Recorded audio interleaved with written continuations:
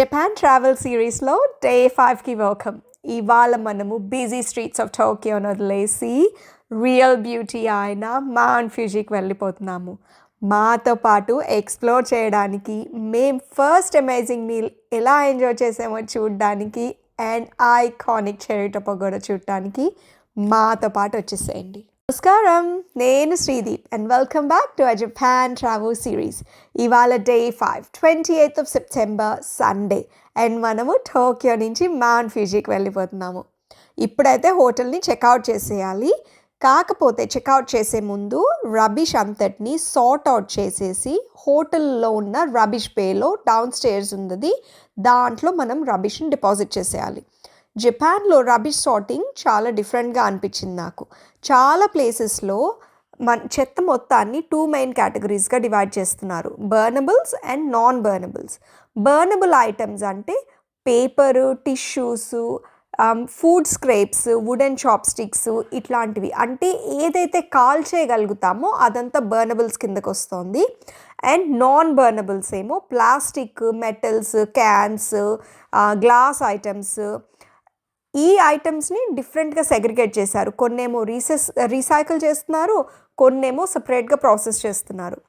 Japan ఈ system ఎందుకు follow అవుతుందంటే వాళ్ళ వేస్ట్ మేనేజ్మెంట్ చాలా హెవీగా high temperature environmentally controlled incineration plants ద్వారా చేస్తారు. ఇలా సార్ట్ అవుట్ చేస్తే బర్నబుల్స్ అండ్ రీసైకిల్ మెటీరియల్స్ని మనం ప్రాపర్గా కనుక సార్ట్ అవుట్ చేయగలిగితే అవి ల్యాండ్ ఫిల్ని రెడ్యూస్ చేస్తాయి. ప్లస్ వాళ్ళు రీసైకిల్ చేసుకోవడానికి చాలా ఎక్కువ ఎఫిషియెంట్గా ఉంటుంది అండ్ ప్రాసెస్ అంతా క్లీన్గా ఆర్గనైజ్డ్గా ఉంటుంది. మేము చెక్అవుట్ చేసే ముందు అంతా కరెక్ట్గా సార్ట్ అవుట్ చేసేసి కరెక్ట్ బిన్స్లోకి డ్రాప్ ఆఫ్ చేసేసాము. ఇంకా మనం ఇప్పుడు మౌంట్ ఫ్యూజీకి వెళ్ళిపోవడమే. ఆనెస్ట్గా చెప్పాలంటే ఈ రబిష్ సార్టింగ్ అర్థం చేసుకోవడానికి సిస్టమ్ని నాకు ఒక కపుల్ ఆఫ్ డేస్ పట్టింది. నేను మా ఇంట్లో ఆస్ట్రేలియాలో చాలా పర్టిక్యులర్గా రీసైక్లింగ్ అండ్ సార్టింగ్ చాలా డిలిజెంట్గా చేస్తాను.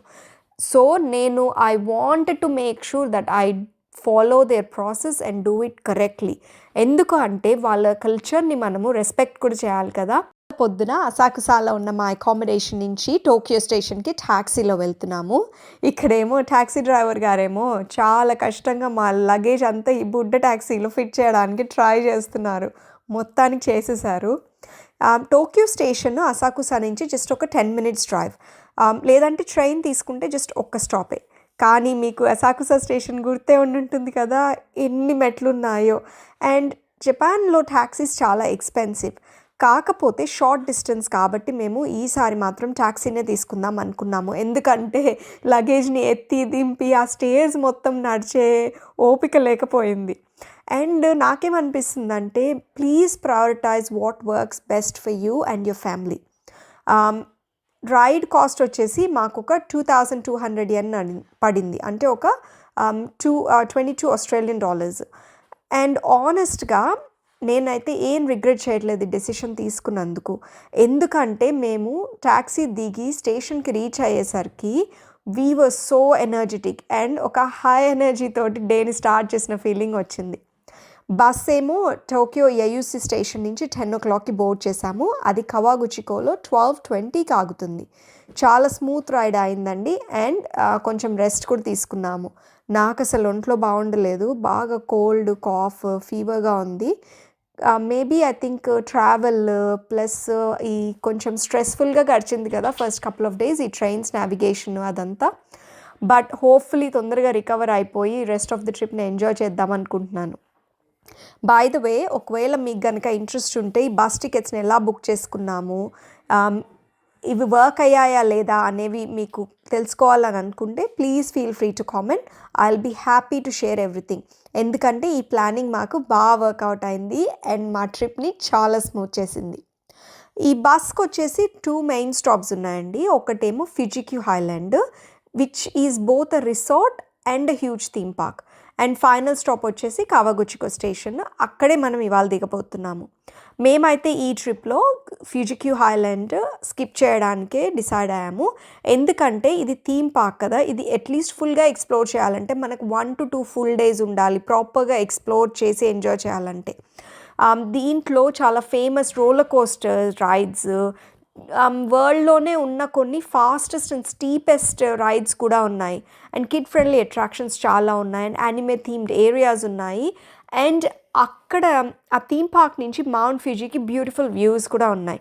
It's definitely worth visiting. మీరు కనుక ఎక్కువ రోజులు ఇక్కడ స్పెండ్ చేసే పని అయితే ప్లీజ్ చెక్అవుట్ చేయండి. కాకపోతే మా టైట్ స్కెడ్యూల్లో మేమైతే ఈసారి చూడడం లేదు.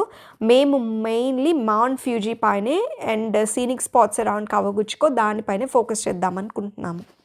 ఇవాళ అయితే ఒకటే ప్లేస్ విజిట్ చేసే ప్లాన్ ఉందండి. సో అందుకనే టూరిస్ట్ ఇన్ఫర్మేషన్ సెంటర్ దగ్గర ఒకసారి ఆగి బెస్ట్ రూట్ ఏంటి అని కొన్ని థింగ్స్ కనుక్కున్నాను.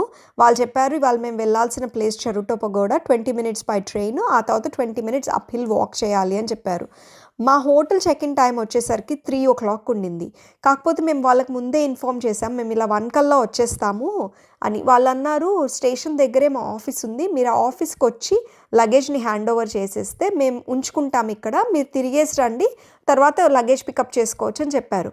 సో మేము లగేజ్ అంతా తీసుకొని వాళ్ళ ఆఫీస్కి వెళ్ళాము. కాకపోతే వాళ్ళు అన్నారు మీరు ఇల్లు రెడీగా ఉంది, సో మీరు ఇప్పుడు వెళ్ళిపోవచ్చు, మీరు వెళ్ళి లగేజ్ ఇంట్లో పెట్టేసుకోండి, కావాలంటే ఇక్కడ పెట్టమంటే పెడతామన్నారు.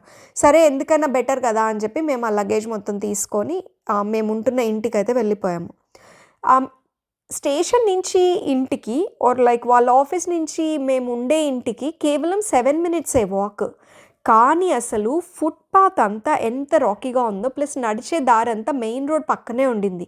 ఈ లగేజ్ అంతా వేసుకొని ఆ కంకర్ పైన నడుస్తూ వెళ్ళడానికి 15 to 20 మినిట్స్ పైనే పట్టింది. ఇంకా అందుకని లగేజ్ అంతా పెట్టేసి మేము ఇంకా ఎక్స్ప్లోర్ చేయడానికి రెడీ అవుతున్నాం. కవాగుచికో స్టేషన్ దగ్గరే ఒక అమేజింగ్ రెస్టారెంట్ మాకు కనిపించింది. మెనూ ఆప్షన్స్ చాలా బాగున్నాయి. అండ్ లోపలికి వెళ్తే అయితే wow, it was just amazing. ఇది మేము జపాన్లో తిన్న first restaurant meal and taste అయితే సూపర్గా ఉండింది. అండ్ మేము టటామీ స్టైల్ సీటింగ్ కూడా ట్రై చేసాము. అంటే ఏం లేదండి, మనం నార్మల్గా కింద కూర్చొని తింటాం కదా, జపాన్లో కూడా అంతే, కింద కూర్చొని టేబుల్ ఉంటుంది, టేబుల్ పైన అన్నీ పెట్టుకొని తినడమే. బట్ మా బాయ్స్కి అది కొంచెం డిఫరెంట్ స్టైల్ ఆఫ్ ఈటింగ్, అంటే మనకు డైనింగ్ టేబుల్స్ మీద పెట్టుకొని తినడం అలవాటు అయిపోయింది కదా. సో మా పిల్లలు అయితే బాగా ఎంజాయ్ చేశారు. నేను మా వారేమో వెజిటేరియన్ డిష్ ఆర్డర్ చేశాము అండ్ పిల్లలేమో చికెన్ మీల్ సెట్స్ తిన్నారు. ఫుడ్ క్వాలిటీ అయితే అమేజింగ్గా ఉండింది. ఎక్కువ ప్రైసీగా కూడా మాకైతే అనిపించలేదు. Everything was absolutely delicious. ఇంకా లంచ్ తినేసాక స్టేషన్కి వెళ్ళిపోయాము. ట్రైన్ తీసుకొని చెరుటో పగోడాకి వెళ్ళాము.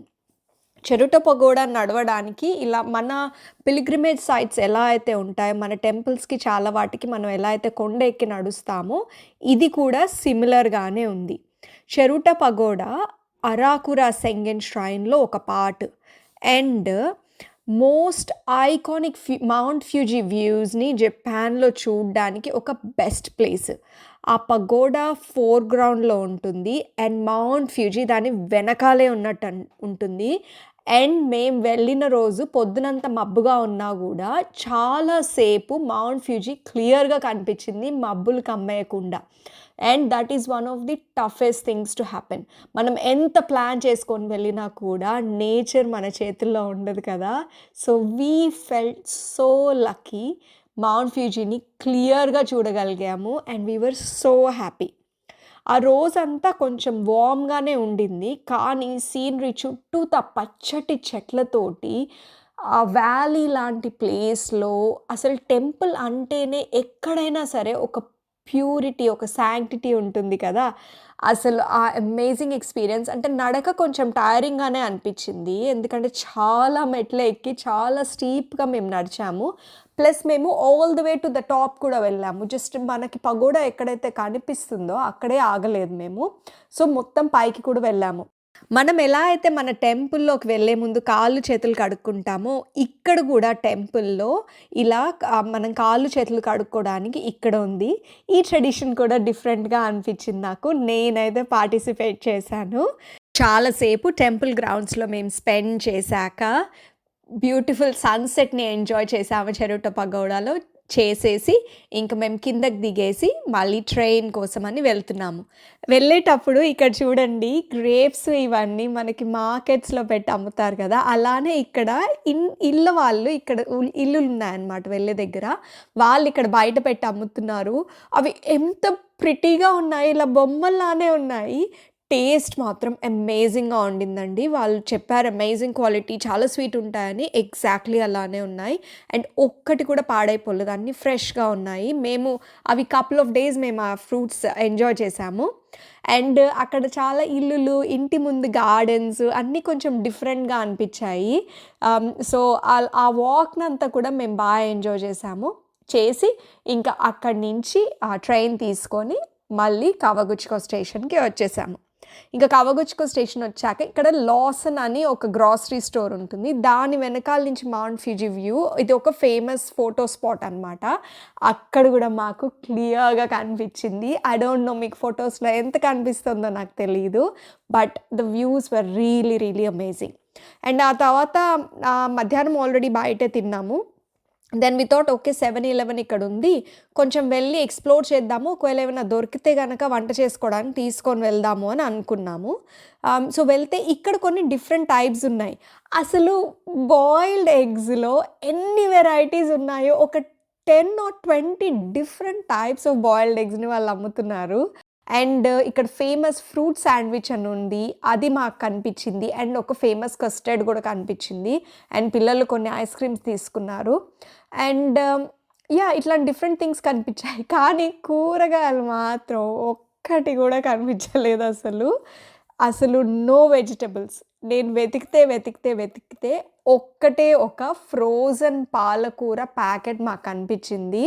Without meet or anything. ఇంకా ఒక్క ఫ్రోజన్ పాలకూర ప్యాకెట్ తీసుకొని ఇంటికొచ్చేసాను. అండ్ జస్ట్ పాలకూర పప్పు అండ్ ఎగ్స్ తెచ్చుకున్నాం. మళ్ళీ ఆమ్లెట్స్ అండ్ పాలకూర పప్పు అండ్ రైస్ తోటి డేని ఫినిష్ చేసేసాము.